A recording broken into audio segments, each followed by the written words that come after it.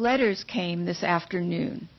I was sitting at my desk paying bills online when the doorman called to say there was a package for me. I said to send it up and went back to the computer screen. Con Ed, Verizon, American Express, the sky-high cable bill, and so on. I tried to recall what the package might be. A slim, irreproachable book of poetry from Amazon, maybe? A supply of the magic bone pills that promised to keep me upright a few more years? More likely a kitchen gadget or a costly new face serum or the polka-dotted flannel pajamas I'd already forgotten falling in love with online. Shit. While I waited for the doorbell to ring, the husband in my head said, "Isabelle, we can't fit one more gadget into this tiny kitchen."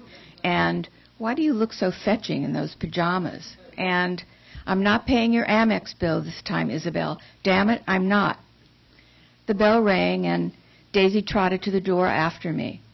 All day she and I had been trading long-suffering glances at the god-awful racket above our heads. Apartment 10E was in the demolition phase of a renovation. Earlier, the thought had crossed my mind, take everything of value, specifically the small Picasso ceramic plate with the profile of a woman on it that isn't worth much except for the fact that Harry and I love it, off the trembling walls. Such are the concerns of a first-world, 60-year-old woman in the second decade of the new post-war century. Yes, that's how I speak to myself lately. In just those words. My self-conscious life has become self-consciously ridiculous to me, senselessly sad, and I have no clue what to do about it. The package wasn't from Amazon or anywhere else like that.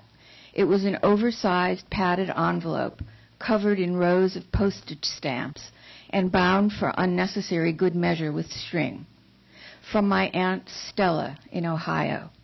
Worse than Amex. How long has it been since I've called my aunt?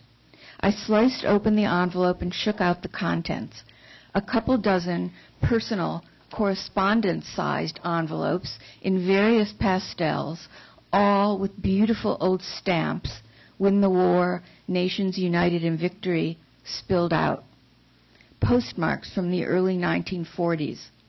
These were personal letters, each envelope in the same handwriting, each addressed to the same person, Stella Levin. I shuffled through the pile for an explanatory note from my aunt, stuck my hand deep into the mailing envelope, turned the thing over, and gave it a shake. Daisy watched me carefully, enthralled to the mystery of me enthralled to a mystery. Nothing. I pulled the folded pages from one. On the top right of the first page, where the date would be, the letter writer had written, "Jack Benny time." Dear Stella, I hate it. I hate school. I hate everything.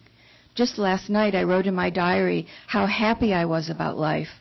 I'm so restless. You know, if there wasn't a war now, Eileen and Sid would probably marry this summer after she graduates. Then it would be Faye and Maury. There's no use even planning the lineup, because when those things happen, they happen when you least expect them to. Stella, I can't go on. There's nothing I want to talk about, except what I've been talking about, and if I talk about what I've been talking about much longer, I'll find myself a real old maid. My eyes raced down the second of the 2 pages to the signature I already knew I'd find. Love, I wish someone would, Julia, my 17-year-old, not yet, mother. The crash made me stop. I jumped from my chair, pages in hand. There on the living room floor, shattered into a zillion little pieces, was Picasso's woman. I dropped to my knees, the pages of letter discarded on the floor, and for no particular reason began to cry. Why would Stella wait so long to pass them on to you is what I don't get, Harry said over dinner that evening. I'd spent what was left of the day reading and rereading my mother's letters. Because she didn't save them for me, I said. She saved them for her. I didn't know what those self-righteous words meant exactly, but speaking them made them feel true. The old Stella resentment reconstituted itself as a knot behind my breastbone. Its familiar throb said, You are the only first grader with no mother to bring cupcakes, the only brownie flying up alone, the only college graduate. Oh, why go on? Aren't all the mothers gone by now? Maybe she forgot she even had them, said my fair-minded husband. Harry is almost retired. He teaches a course in public finance at New York University. After years working in the private sector, he wants to give back. My husband is a good man, but not too good to love. Later that evening, Daisy is stretched out full length on the bed between Harry and me, long as she can make herself, wriggled halfway onto her back. Upside down, face sleepy and slack, she has that wolfish expression, all squinty eyes, stretched out licorice clown mouth, and candy pink gums.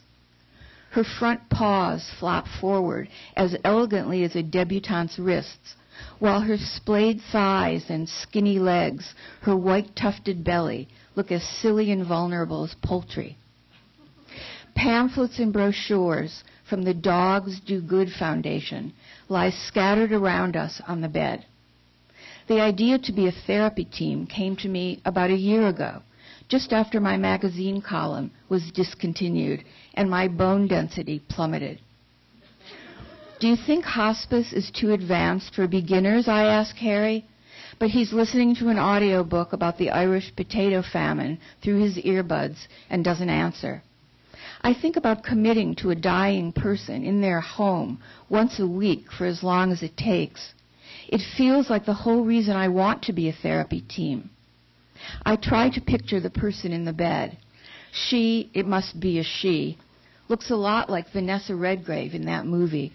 Silvery hair spread out on the crisp white pillow. She travels in and out of consciousness and confusion, in and out of time, in moments of clarity, reaching out with a thin, regal arm to stroke Daisy's head and murmur endearments. I sit in a chair near the bed and look up from the book I'm reading with a contented smile. Is reading correct behavior when you're in hospice care with your dog? If not, what would I do during the downtime? Isn't it all downtime? Yes, I think hospice would definitely appeal to me. A nursing home might be better, though, one with an Alzheimer's group. This is when the sobbing in 9F starts up. It's not even 8 o'clock. I poke at Harry, who's no longer listening to his lecture, but dozing. He startles awake, and I point to the wall behind our heads with an accusatory look on my face. What's wrong with me? It's not his fault. Harry takes out his earbuds and listens for a moment. I don't hear a thing, says my husband, with Alzheimer's on his father's side, who is also losing his hearing. You really are in it alone. At least the sobbing girl next door knows this. I need to calm down. How's the famine going? I say, in Myrna Loy's voice. I think I slept through it. Boy, I was really out. At that, Daisy springs up and off the bed, 4 feet planted. We lock eyes. I blink first. Leash, I say? Leash? Daisy's mouth drops open in a smile that reveals her black spotted tongue. She sashays off ahead of me, trembling with excitement. In the foyer, she pounces on her octopus squeaky toy. I just can't get her to learn leash. Now Harry and I say it to each other in high, excitable voices whenever we two leave the house together. Leash? Leash? Leash has replaced the long-running, did you bring the tickets, as we board the subway, a marital dumb show requiring the other one of us to respond with eyes widened in mock horror. Out in the hall, Daisy and I run into Bart, half of the gay couple who live on the other side of the sobbing girl. He's just coming out of the recycling room, barefoot, with that new father zombie look. The sobbing is louder in the hall. Bart and I look at each other and sigh. We shake our heads and whisper, I can't stand it, and it's sad, but she's nuts. Bart says they're thinking of putting their apartment up for sale, although we'd love to buy hers and expand, he adds in a low voice. Harry and I thought of buying that apartment, 2 owners before the sobbing girl. Imagine breaking down walls and cooking in a spacious kitchen. But even at a time when it was affordable, we couldn't afford it. Now I keep thinking how perfect it would be for housing our own personal Mary Poppins. Bart and I agree the sobbing girl isn't going anywhere anytime soon. We say our good nights. It's macabre to imagine any scenario resulting in 9F becoming available, but there we both are in the hall outside the recycling room, imagining it.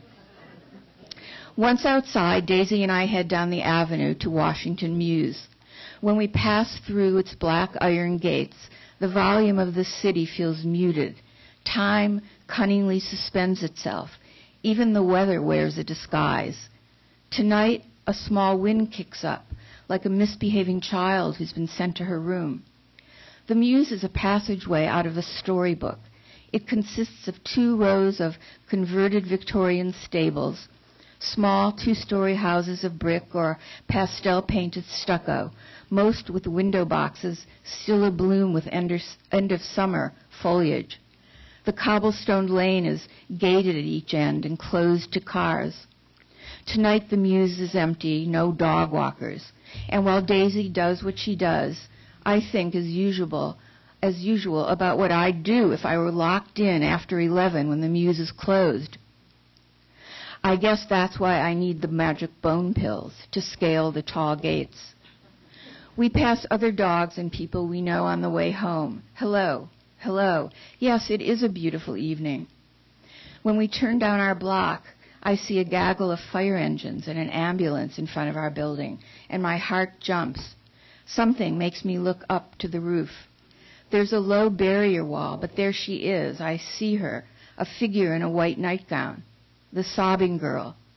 I look away for a moment at the knot of bystanders gathered to witness an emergency, to see if they see her. And when I look up again, she's gone. Daisy drags me into the lobby in order to plant her tush at the front desk so that Lance, the night doorman, will reward her with a biscuit. When I ask Lance what's going on, he says there was a kitchen fire in 3G, nothing serious.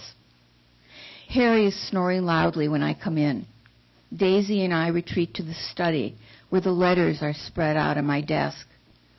I spend the next several hours typing them out. Tomorrow I'll call Stella. Right now, transcribing my mother's young voice, a sound that lives inside me somewhere memory can't reach, makes me happy. Just before I shut the light and head for bed, my eyes fall on the little lead figure of a dog that occupies a corner of my desk. So much time goes by when I don't see that little dog at all, so accustomed am I to seeing it there. Then something shifts, and I see it again, like now. I hold myself still and empty myself. I close my eyes and slow my breath. I summon up a pink leather jacket, the sound of pins crashing, a boy's woolen sweater against my cheek. I stand there and wait, hoping she'll come to me, whatever remains of the girl I used to be. Thank you.